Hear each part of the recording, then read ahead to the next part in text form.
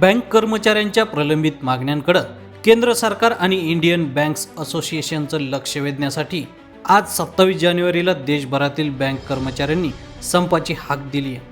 होश में आओ, होश में आओ, होश में आके बात करो, बात करो, बात करो। मोदी सरकार होश में आओ, होश में आओ, होश में आओ। युनायटेड फोरम ऑफ बँक युनियनद्वारे पुकारण्यात आलेल्या या संपामुळे state bank of India, PNB आणि बँक ऑफ बडोदा यांसारख्या प्रमुख राष्ट्रीयकृत बँकांमधील कामकाज पूर्णपणे विस्कळीत झाले। खामगाव येथील भारतीय स्टेट बँकच्या शाखेसमोर सर्व राष्ट्रीयकृत बँकांच्या कर्मचाऱ्यांनी एकत्र येत केंद्र सरकारच्या धोरणाविरोधात जोरदार घोषणाबाजी केली आहे। बँक बंद ठेवून कर्मचाऱ्यांनी आपला तीव्र निषेध नोंदवलाय। यावेळी बँक कर्मचारी नेमकं काय म्हणालेत पहा।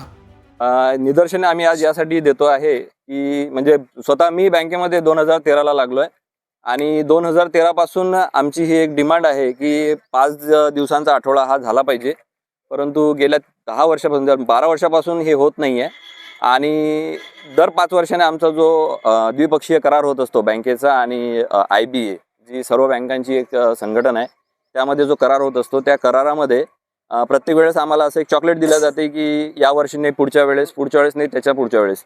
परंतु आता जो गेला नेमकाच 2023 मध्ये जो आमचा द्विपक्षीय करार संपला आणि झाला नव्याने, त्यामध्ये त्यांनी आम्हाला लेखी दिलं आहे की आम्ही यावेळेस तुमचा फ्रायडे बँकिंग हा करू। परंतु आज 23 नंतर 2 वर्ष पूर्ण झाले आणि हे 3रं वर्ष सुरू झालं आहे, तरीही हा फ्रायडे बँकिंग जो आहे तो सुरू झालेला नाही आहे।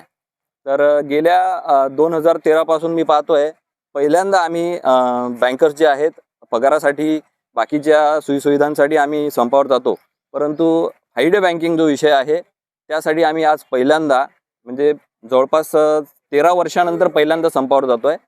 तर हा संप आमचा तेवढ्याच उद्देशाने आहे की फ्रायडे बँकिंग झालं पाहिजे।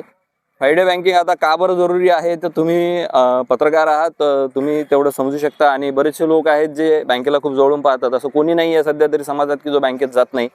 त्या लोकांना माहिती आहे की बँकेचे जे कर्मचारी आहेत ते कोणत्या परिस्थितीमध्ये काम करतायत आणि किती त्यांच्यावरती स्ट्रेस आहे।